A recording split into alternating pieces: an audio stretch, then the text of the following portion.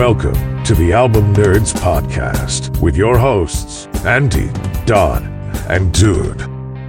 Hello. Hey, it's the Album Nerds Podcast. I'm Dude. Got Andy and Don with me. Time to chat about 2012. How you guys feeling about that? Yikes. Yeah, I'm ready to take a roll in the deep, I guess. Nice. Don, you could have had it all. How do you feel about that? I mean, I can't even remember anything about 2012 to be able to make a joke or a reference. That's depressing. Only 12 years ago, but it feels like a lifetime. Just a very nondescript year, I think. I guess it depends on who you are, because I'm sure there are people out there being like, 2012 rocked. But these old bastards don't understand. All right, so this is indeed the Album Nerds Podcast. We love albums, the album format, discussing them, spending very special time together between the three of us and with y'all listening. So we've got a great show for you this week. We're going to be talking about albums that were in the top 10 of 2012. So we're each bringing one record to discuss. Don's going to be asking us a deep question. We're going to get some shout outs to some album related items that we're digging. And then at the end, we'll spin the wheel of musical discovery to find out what we'll talk about next time. But this week, let's head to 2012. That's what I'm talking about! 2012 featured mass shootings and hurricanes, the re-election of a U.S. president, the Diamond Jubilee of a Queen, Olympic Games in London, and the passing of one of the greatest female singers.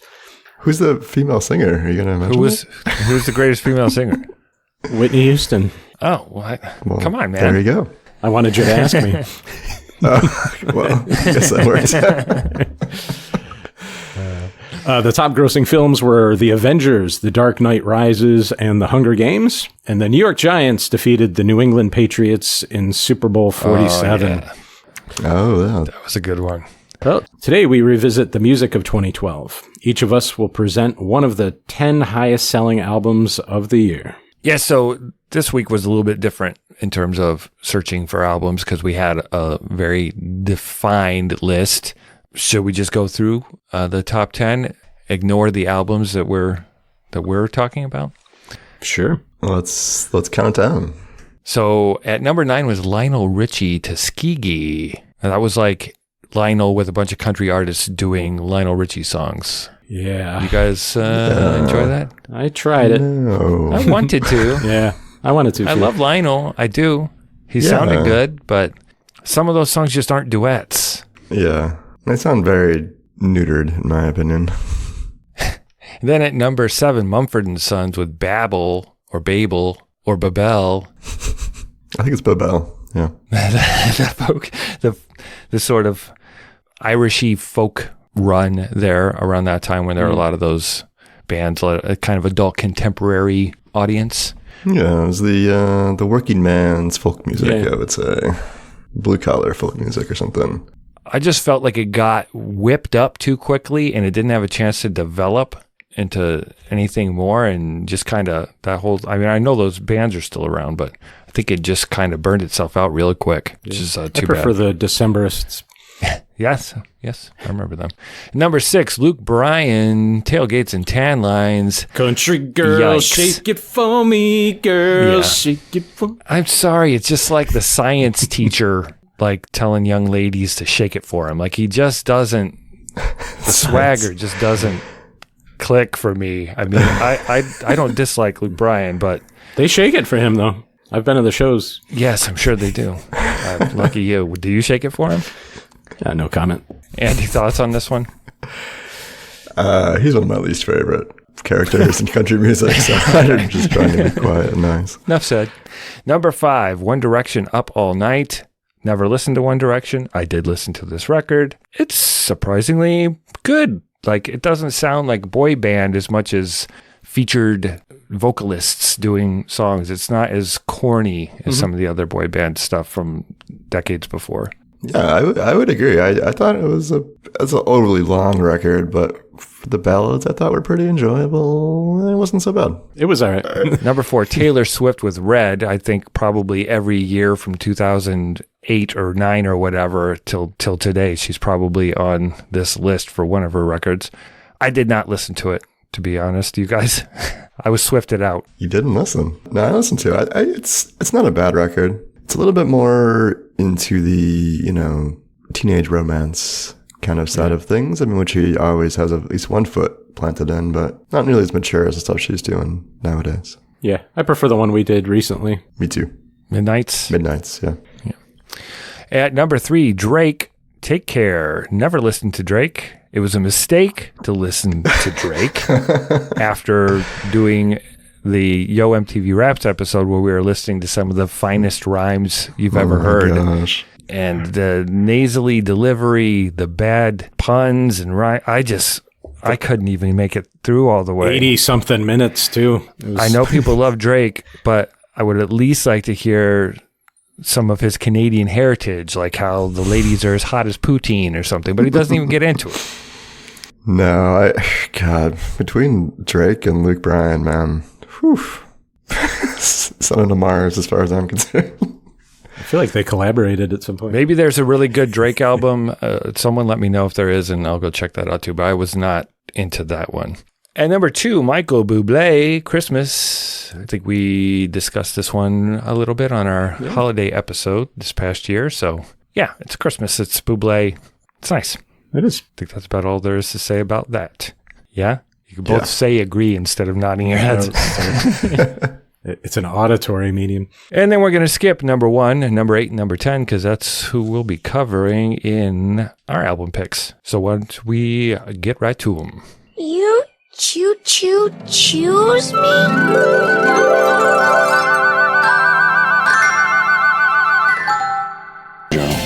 It means a lot to be a drummer. One of the things it means is that you're not a good guitar player or as good as someone else that you know who's in your band. Well, I guess that really does probably explain it most of the time. That is Patrick Carney from the Black Keys. Him and his good friend Dan Auerbach had the number 10 record in 2012. Their album El Camino, the 7th studio album for the blues rock duo from Akron, Ohio. We are going to play the lead single. This is a little bit of a track you might recognize, Lonely Boy.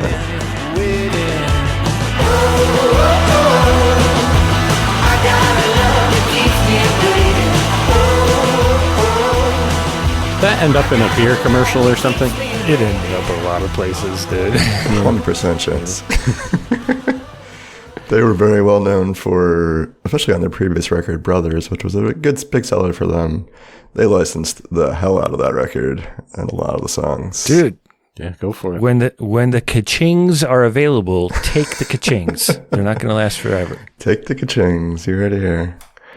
All right, so they did win a Grammy for Lonely Boy for Best Rock Performance and Best Rock Song. And the album as a whole actually won the Grammy for Best Rock Album. So they kind of were kicking ass at this point of their career. This album is the third collaboration with super producer Danger Mouse, a.k.a. Brian Burton, who I know we've mentioned a few times on the show for various projects he's been involved with. I used to get him confused with Dead Mouse, but because of a couple the weeks mouse. ago on our electronic music, I realized that they're two different people. I always thought Danger Mouse and Dead Mouse were the same dude. This is the Gnarls Barkley guy, right? Yep. This is the guy with the big fro, not the big helmet. Gotcha. All right, my clickbait headline for this record: Danger Mouse gets speeding ticket taking the boys to soccer practice.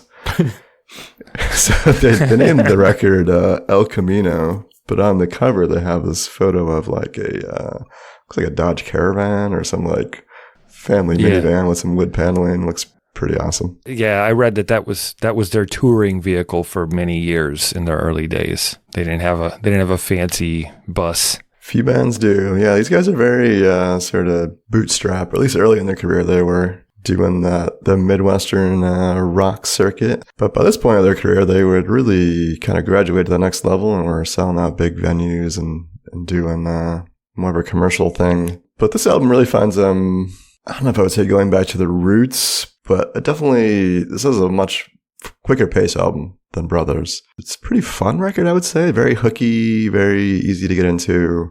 Draws a lot from 60s and 70s rock and soul, bands like The Clash, Cramps, Ramones, Cars. You can hear a lot of it here. And the whole record is kind of just glazed with that Danger Mouse sort of glimmer, sheen, glitter sort of sound. The mutt-laying of the era. Oh, man. It's funny you say that. But yeah, I guess he kind of did do that. Yeah. Gave that treatment. Take the raw rock band and smooth out the edges and make it huge and palatable to all. Yeah, very commercially acceptable, I would say. All right, why don't we play another cut from the record? This is the second to last track called Nova Baby.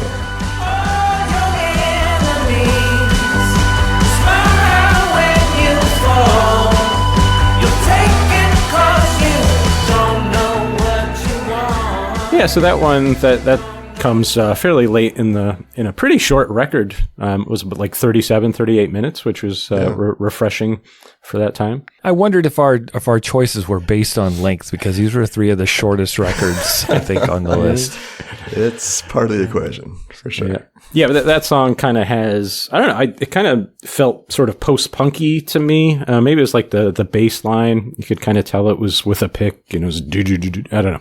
Mm-hmm. I liked it. And the lyrics are kind of sad and dark, which also, I tend to like. But the song, like almost the entire album is quite upbeat and kind of fun sounding. My clickbait headline for the album is Black Keys provide oasis in 2012 rock desert. Not Oasis the band, but like a water in the desert kind of thing. So gotcha. Yeah, I just picture the sort of this era being kind of devoid of good rock and roll. I mean, I know there are groups out, the Foo Fighters are still going and right. Whatever. But this is a nice rock record that is kind of steeped in the past, but also has kind of some modern sound to it. Well, it was exciting, right? I mean, this is their seventh album, and the majority of us had not heard them prior to maybe Brothers before this, but certainly this album. And it was exciting. It was like, wow, rock and roll lives.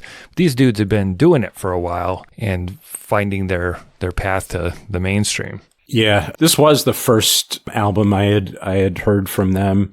Yeah, I was kind of excited by it. I like how they blend some funk and almost like a disco-y dance beat. Even though they're not dance records, but sometimes it's like that 4 on the floor sound, which does well. Yeah, there's like a stompiness to it, like you would maybe get from the blues. Yeah, that bump, bump, bump, bump. Yep. Yeah. And then vocally, Auerbach, he reminds me of Alex Turner of Arctic Monkeys, who are also, kind of hitting big around this time. Mm-hmm.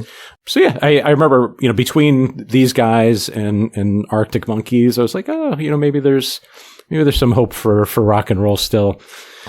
Yeah, Little Black Submarines, I remember the first time hearing it, thinking it was like deliberately like a Stairway to Heaven parody kind of, or cover. And I think it's just blues riffage, just, But even like as it gets like louder towards the end, kind of crescendos like Stairway to Heaven, I don't know, it just feels like it was like an ode to Stairway to Heaven, but I was looking for like reference to them doing it deliberately, and it doesn't seem like it was intentional. So maybe it just kind of happens accidentally, right? If you're doing the blues, you're going to end up sounding like those guys. Yeah, I didn't pick up on that. I know that was the first song they had written for the record, the only one they had written outside the studio. Maybe they were into Zeppelin, I don't know. I read one of them saying that it was the song that sounded most like their live vibe.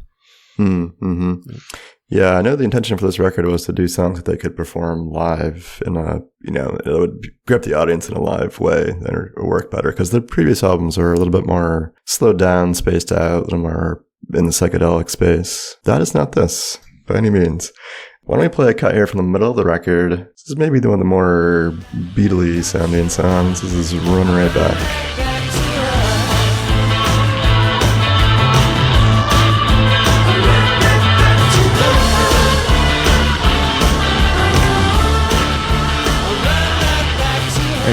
Oddly enough, that riff is what drew me to this song, and it sounds like something that Paul McCartney did. I think I can't quite figure it out, but it reminds me of Sir Paul with some of the stuff he was doing post Beatles.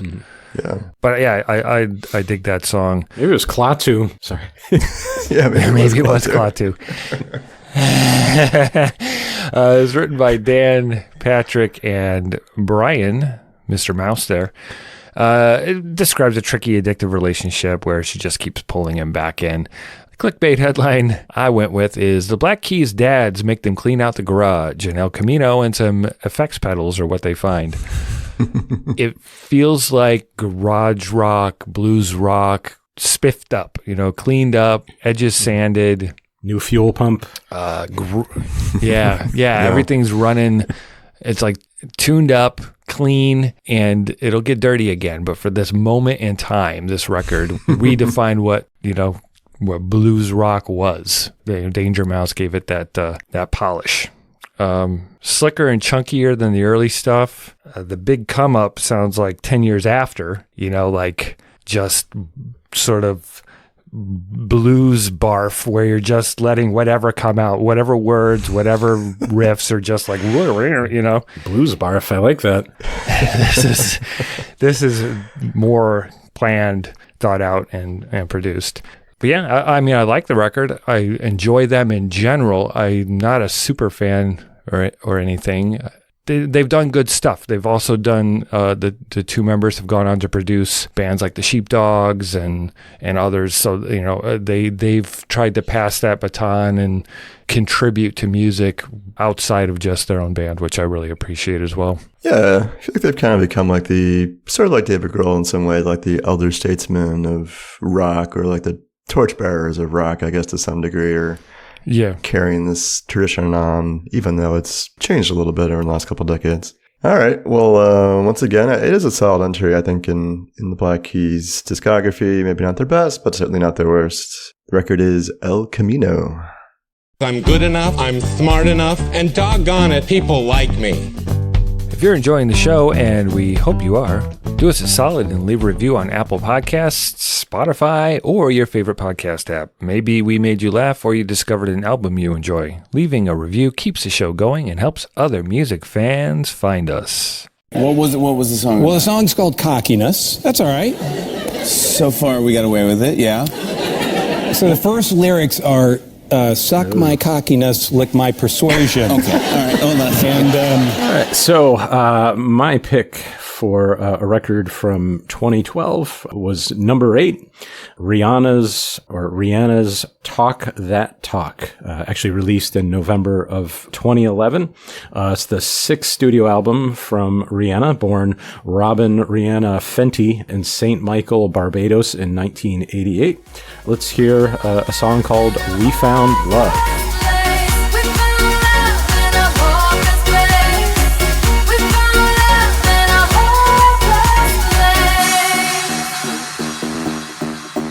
Let's just keep repeating the chorus. Just do it a couple more times. Keep going. Yeah. Now, where did they find love? I don't know. Hopeless Place. I didn't catch it. Did you? Oh, Hopeless Place. Oh, yeah. Okay. Sorry. Yeah, it's a repetitive, dancey number, written and produced by Scottish DJ Calvin Harris. It'll be great.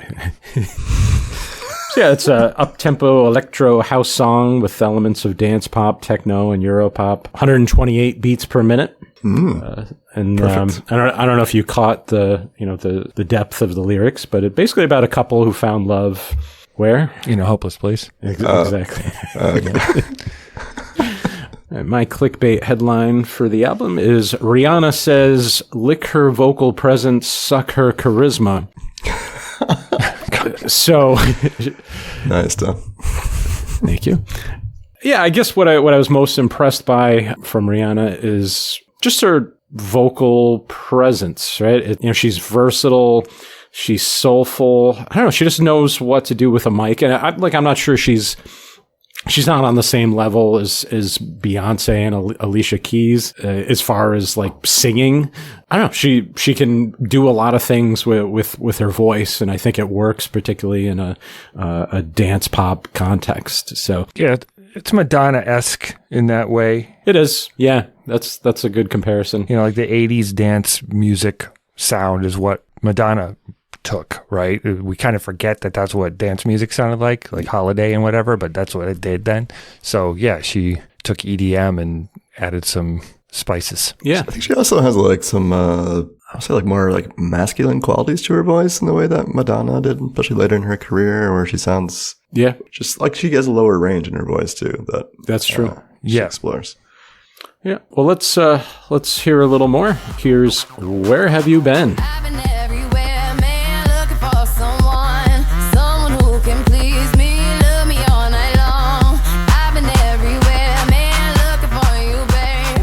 Now, what's she looking for? Babe?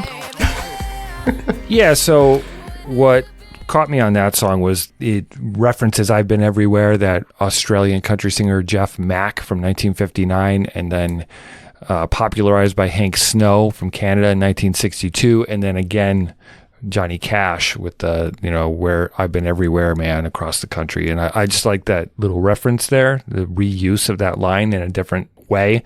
But what I liked most about that song was surprisingly the production, the EDM stuff, the rope stuff I thought was really cool. And throughout the album, that's what I kind of clung to because the vocals are sparse in terms of meat. It's mostly the gravy over and over again. You were really hanging by your fingernails there, dude. If the EDM was what kept you around. Yes, I was. That gets me to my clickbait headline.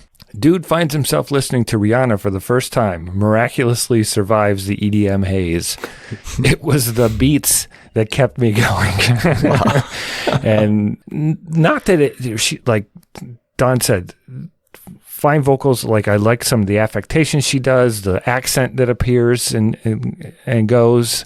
Mm-hmm. It was very interesting vocally. I would have just liked more words, man. I would have liked to get to know her a little bit more instead of it feeling kind of surfacey. But maybe that's more part of that music world. People don't want to be dancing and hearing someone's biography in a song. They want, the lines and the whoop, boom, whoop, boom moments so that they can all start freaking out. So exactly, it's a balance. Just if she ever comes, maybe she has an album, like a more of a ballady album, I'd be interested to check that out because she does have an interesting voice. All right, well, let's hear more. Here's a cut called Cockiness. I love it. Suck my cockiness, lick my persuasion. Eat my words and then swallow your pride down. Place my wants and needs to be a resistance. Yeah, just Greg Kinnear did it so sexy, and this is just like, Yeah, Rihanna's version. It's okay. Yeah. That was the 6th and final single off the album. More than half singles. I can't believe that was a single. It was. Yeah, I mean, this whole album is just filled with some of the most thinly possible veiled sexual innuendos that you could imagine. That track being perhaps the most on the nose example. I don't know. Whether or not it works, I think is debatable. I guess maybe in that club context, as you were saying, dude, it makes sense. You want things to be sexy. That's what I kept trying to remember. This is not a staring out the window on a rainy day kind of album. This is a dance record. This is grinding against somebody. Yes. Yeah. All right. My clickbait headline for this album is Rihanna talks that talk plenty, but does she say anything? As dude was alluding to, yeah, I think this record is not really filled with a whole lot of substance. Maybe the most substantive thing is the beats. The production is varied significantly from track to track, but there's some interesting things that happen. She shares the stage with it. It's like a partnership. I mean, they are equals. I would agree, which I think is, it works. I mean, that's important. She's very much feeds the beat as much as the beat is keeping the songs going. I think the closing cut there, Farewell, is probably the most traditional of a song we would get, where we really do hear her sing a little bit more and it's less focused on production. And she sounds good on that song. I think like she did just a acoustic Rihanna record. Maybe that would be really interesting to hear what that would sound like. It just sounded like a Pink song to me. Like it was very that anthemic sort of girl power sort of vibe which ran counter to a lot of, it was a different kind of girl power through the other tracks. This one was more vulnerable, so it kind of was a little out of place, but I guess a nice palate cleanser at the end. Yeah, it makes sense at the end of the record, I think. It's kind of funny how Rihanna and the Black Keys both have like See You Later songs at the end of their albums. Kind of not a huge fan of that personally. Oh, that's true. But yeah, I think Talk That Talk for me at least is just kind of like a time capsule of some of the sounds at the time, in terms of the dance music, and, Rihanna obviously being a big part of that. Nothing here is like amazing on its own, but if you wanted something that represents what was happening in dance culture in 2012, I think this is a pretty good selection. Well said, Andy. So that was Talk That Talk by Rihanna, the number 8 album of 2012. Excuse me. I'd like to ask you a few questions. Once again, it's time for Deep Questions by Don. So I kind of mentioned at the beginning of the show that I don't remember much from 2012. What do you guys remember from 2012?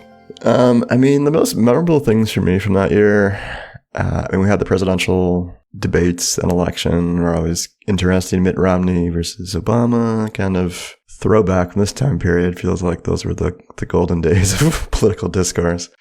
The other big things I'll mention are some films that, at least for me, were pretty impactful. We kind of have like, in some ways, the beginning of the end of popular culture in the Avengers movies. We had the first Avengers movie came out, kind of the amalgamation of all the Marvel stuff up to this point, kind of coalesced in this big film, and it was a huge deal in the box office, and then spurred obviously like a decade of spin-offs and offshoots and TV shows and whatnot. And yeah, this stuff's been going on for a long time. Yeah, so much came out of that. And also that year, I mentioned too, Walt Disney purchased Lucasfilms, which included Star Wars and Indiana Jones, and that would lead to a whole mess of additional films in those series of varying quality. Yeah, so 2012 for me, I had been carrying a small collection of vinyl records around since the 90s, but in 2012 was around the time I started really trying to build a collection again. I have a pretty large CD collection, and I made the move laterally to vinyl and started going to record stores a lot again, independent stores, and picking up a lot of used vinyl and getting vinyl on eBay. Find someone that was selling a whole box of records, get that shipped, and then find what, just a random creative. Yeah, and there was stuff I was looking for in there, like some Led Zeppelin albums and things like that of varying quality, sometimes 2 copies of something, but there were weird records, many of which ended up being really interesting listens. So it's been fun all the way along. I still, when I go to the record store, I look in the dollar bin and I pick up something that looks weird as hell, just for fun, see what it is. That's cool. What about you, Don? Just sitting around? Cool. Waiting for another year to begin? Yeah, well, I remember I was really into like trail running at the time, and that's when I really got into like hoppy IPAs. So really since 2012, that's been my beer of choice. What's a go-to IPA? The Juice Bomb from, damn it, I can't think of the name of the brewery. Snooty Douche Brewery. Yeah, exactly. With the Sloop, is that them? Yeah, it's Sloop. The Sloop Brewing Juice Bomb. That was close. Yeah. Yeah, one thing I didn't participate in, but I remember it being popular in that year was The Walking Dead. But I remember, actually, I went out and I saw like a Pink Floyd cover band. And so afterwards, we grabbed a drink at a bar. And it must have been at 10 o'clock or whenever that show would be on. And I remember, like, everybody that worked at the bar was just sitting there watching the show. And I remember, like, feeling like I was putting them out if I ordered a drink because they were just so glued to the show that I had like no idea. Yeah, that was one of those shows that definitely had the zeitgeist for a while. You should have started acting like a zombie. You would have gotten their attention then. Well, what do you remember from 2012? Let us know. Hit us up on Instagram, Facebook, or leave a comment on our website, albumnerds.com. Hi, I'm Adele. I am in New York in a very hot and sweaty and dark artist room here at Sony. Wow, she's like a wicked witch or something. Jeez. Yeah, so doing research here for Adele's #1 album of 2012. 21, I learned a lot about her and her personality that runs a little counter to what you would expect from the super serious, heartbroken vibe of the album. So Adele Laurie Blue Atkins, born May 1988 in Tottenham, London, is an English singer-songwriter, signed a record deal with XL Recordings and graduated after graduating from the Brit School in 2006, like performing arts school. Amy Winehouse was also an alum. Numerous accolades, including 16 Grammy Awards, 12 Brit Awards, Academy Award, Primetime Emmy Award, and a Golden Globe. Her studio albums 21 and 25 are among the best-selling albums in UK chart history and both certified diamond in the US. So for 2012 to have a superstar, we hadn't had one of those in a while. So why don't we jump into a little bit of 21 with the track Rumor Has It. Haven't you heard the rumors? Let's go, so you got your head in the clouds. You made a fool out of me, and boy, I'm bringing me down. You made my So this was her second studio album, released in 2011. It was top seller for 2011 and 2012. The album title is her age at the time of recording, as was 19 and her subsequent albums. I wonder how far she'll make it. Like she'll have like an 89. Yeah, maybe. So Rumor Has It was written by Adele and Ryan Tedder, who also produced the track. She stated that the song was not inspired by the media, as many people think, but more about her own friends who believed the rumors they were reading about her in the tabloids. So they'd ask her like, "Oh, I heard you did this," and she's like, "What?" It was really pissing her off that the people were believing all this shit when they actually know her. So I thought that was an interesting twist to learn about. Fourth single from the album, and it's catchy, it's fun, it's throwback soul a little bit. My clickbait headline, British invasion hits America's shores once again in the form of an emotive vocalist with a broken heart. No. Modern, clean production, but still human, full of emotion. I don't think there's a bad song on the record. They're not all the best, but they're all enjoyable. And heartbreak, introspection, breakup, forgiveness, healing, deep stuff. The worst song is actually the Cure song. So I knew we had to. I know there's no way that you thought that the Cure love song cover would be adequate. Yeah, I thought it was nice. I knew you were going to hate it. It just seems like I don't know. It's just not like a great, I don't know. It doesn't seem like the type of song that's worth covering. Although I do think like the best part of the song is the bass line, and she didn't use it. Like at least when 311 did it, they stuck with that original bass line. But I don't know, it's just kind of a banal song anyway by Cure standards. So it's not one that I would do. Interesting. I always thought that was one of their most kind of poignant songs in their discography, but no. The true fans don't like the popular ones. I guess so. Well, that's not true. I mean, I appreciate them, and I like that song, but it's just, I don't know. think it fits in this record very well. Like, it doesn't make sense to me with the rest of the album. I think I read that she was doing it as a tribute to family members or something who supported her. So it's not about the guy that, dumped her. Oh, okay. All right, why don't we jump into hopefully a more enjoyable song than the terrible Cure cover, apparently. Here's a little bit of Someone Like You.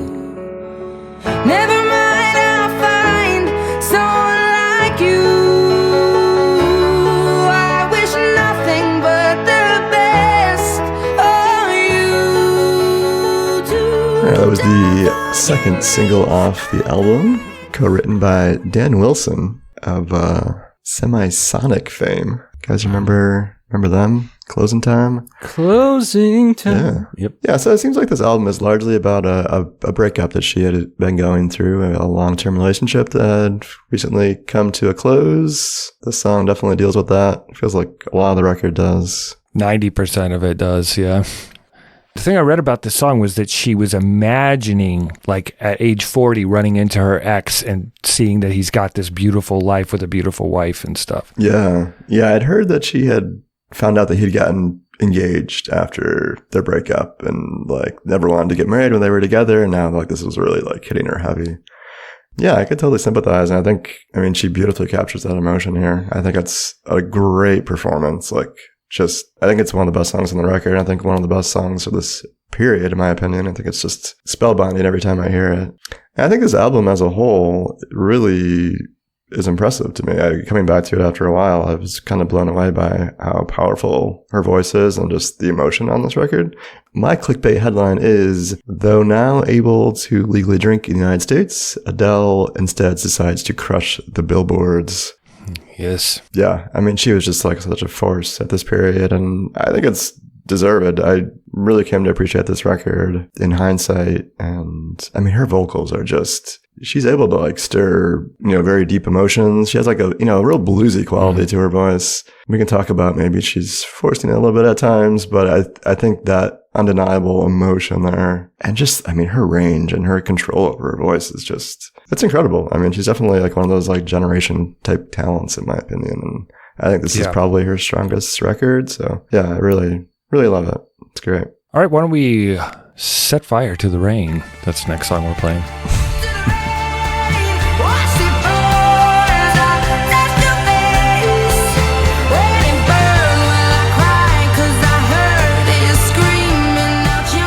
That song was co-written and produced by Fraser T. Smith. So actually much more, I think, dramatic instrumentation. The arrangement, I think, kind of stands out from the rest of the album, which I think is much simpler. Mm-hmm.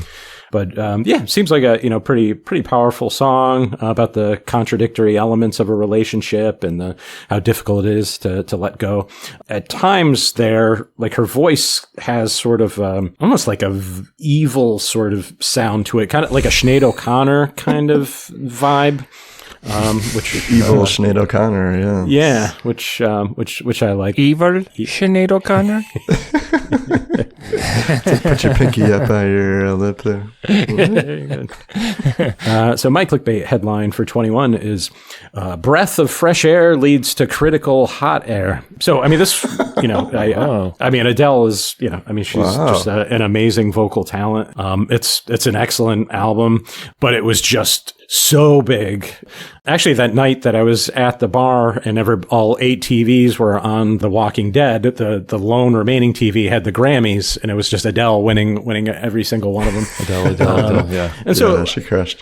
I think sometimes when this happens, things become a bit overrated, like the Alanis Morissette album and Macy Gray or whatever. There's like a female artist that just gets elevated to this like an amazing status, and I think it's unfair.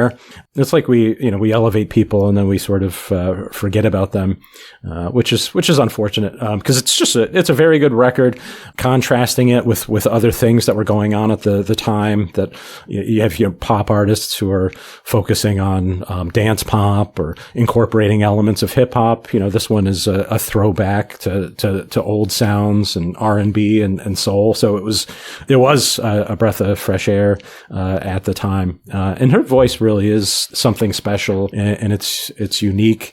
I think Andy mentioned earlier, it's kind of funny, like her accent on a couple of songs, where she says, take the risk.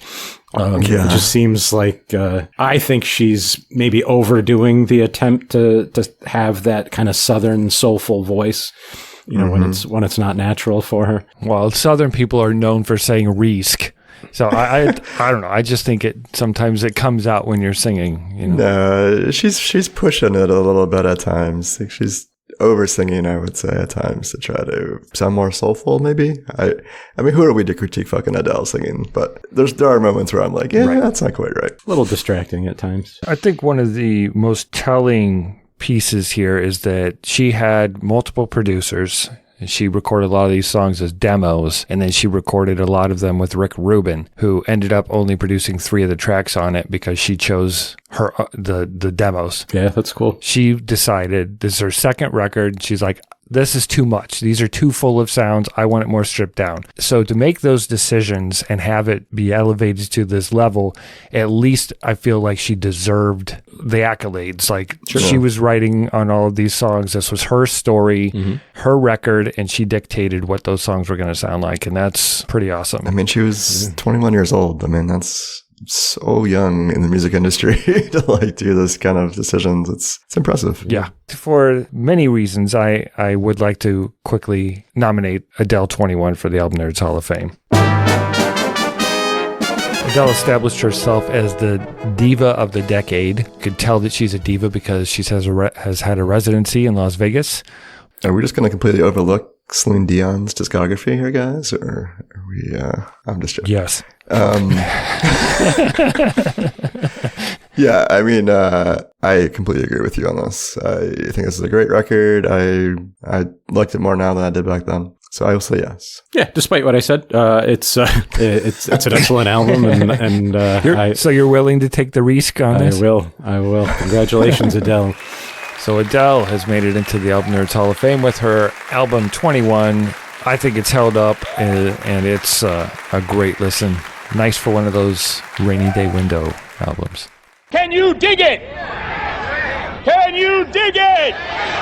Can you dig it? All right. So fast forwarding, how many years? 12 years now, from 2012 to 2024. What are you guys digging lately? All right. Well, yeah, step around the corner here, and I'll show you what I got in my new release bag. Yikes. Why do we have to step around a corner? Why can't you just take the bag out, you man? You don't want to show everybody. Just, it's private. There you go. Oh, jeez. Gets worse and worse. All right, so my first record here we're talking about is from saxophonist Charles Lloyd. This guy's been doing it since the mid-'60s. He's got a new record out called The Sky Will Still Be There Tomorrow. It's a lengthy record, kind of a challenging jazz record, I would say, but I've been enjoying it quite a bit. Not a record that's afraid to take its time and meander about, but I found it a good listen. Oh, yeah. It definitely sounds like one of those introspection albums where you're rethinking everything. Mm-hmm. What am I doing with my life? Why am I so handsome? All right, next one up here is quite a bit different. This is from hip-hop artist Tierra Whack. She has a new album called Worldwide Whack. I think it's a mistake to, do you really want, maybe making whack on whack. Whack on whack? Yeah, in the old days, bad hip-hop was whack. Uh-huh. She's taking back whack. Oh, she's taking back the whack. It's a little different. It's actually a really inventive, sort of creative hip-hop project. A little bit outside her usual stuff. I mean, she's a good rapper, but there's a lot of interesting other stuff going on around it. Kind of a good sense of humor, too. I like the kind of lullaby beat there. Mm-hmm. You don't normally hear songs about smelling shit, so... She's the shit that you smell, man. It's her. That's the whack she brought back. Nice. All right. Well, it certainly makes it interesting enough to go check out, Yeah. No, that's pretty good. All right. Last one here for me. Adrian Lenker. Adrian! From Big Thief. Singer-songwriter, folk rock vibe. The new record is called Bright Future. I think this record is really, really good. I think it might be among my favorites of the year so far. It's a very introspective, kind of quiet record, but she is a very good songwriter. Sounds like if Stevie Nicks went country a little bit. Yeah. She reminds me a lot of Emmylou Harris. Yeah, that's what I was thinking. Maybe not. She's young still, but in that vein. Nice. What you been digging on down? One group, I've never spent a lot of time with them, but whenever I hear something from them, I'm usually like, oh, I like that. That's nice. So the band Guster has been around since the late 90s.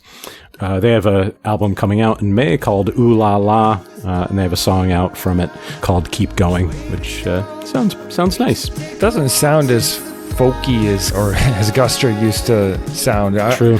I remember the fans used to make a big deal about their drumming something was up with their drumming, right? It was all by hand. I think they didn't use sticks or mallets. Any percussion they were using was by hand, but I think they moved on from that. I don't think that's true any longer. Got a little sore.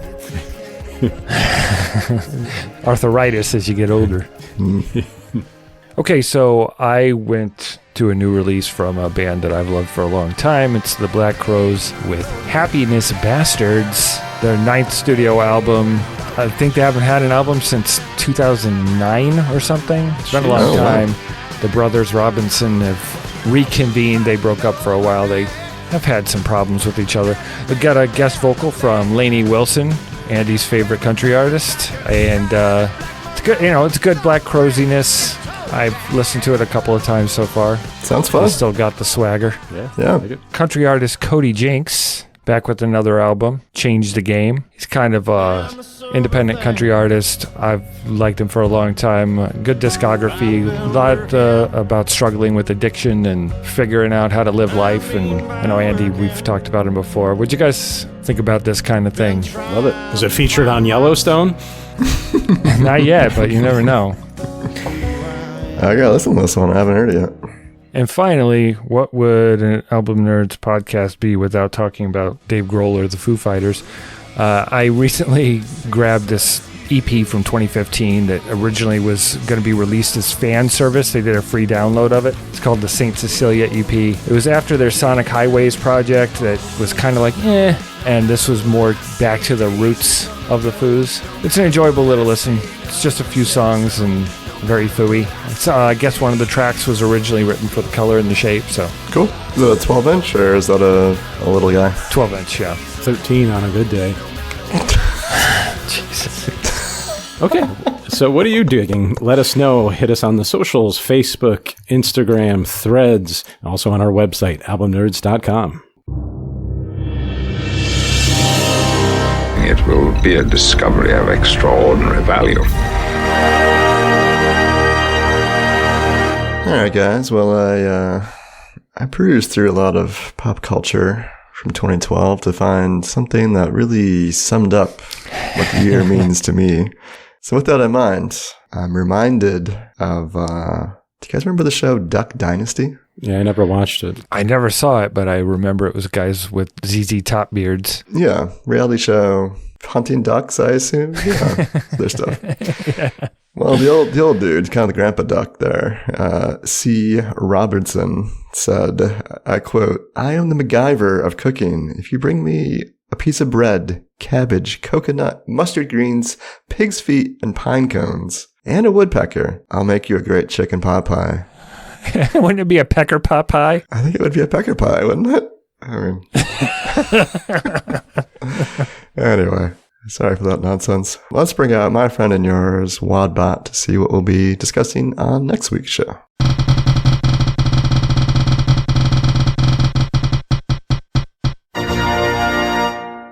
Your journey of musical discovery continues. Music carries with it the emotion and creativity shaped by life experiences. Sometimes, music is born of family traditions and shared experience. Next week, you will explore albums created by bands that feature family members. That seems doable. Should be fun. Okay, who are your favorite familial artists? What else are you listening to? Let us know. Leave a comment on our website or email us at podcast@albumnerds.com. You can follow us on Facebook, Instagram, and Threads at Album Nerds. Please subscribe, rate, and review on your favorite podcast app. And if you'd like to support the show, you can do so via PayPal at albumnerds.com/support. Thank you once again for joining us here at the Album Nerds podcast. We look forward to having some family time. Yeah, thanks for listening, everybody. Catch you next week. We could have had it all. Rolling in the deep. Wow. Don is about to pass out. Fail alert there. Jeez. I mean, between the three of us, I think that's the closest I will come.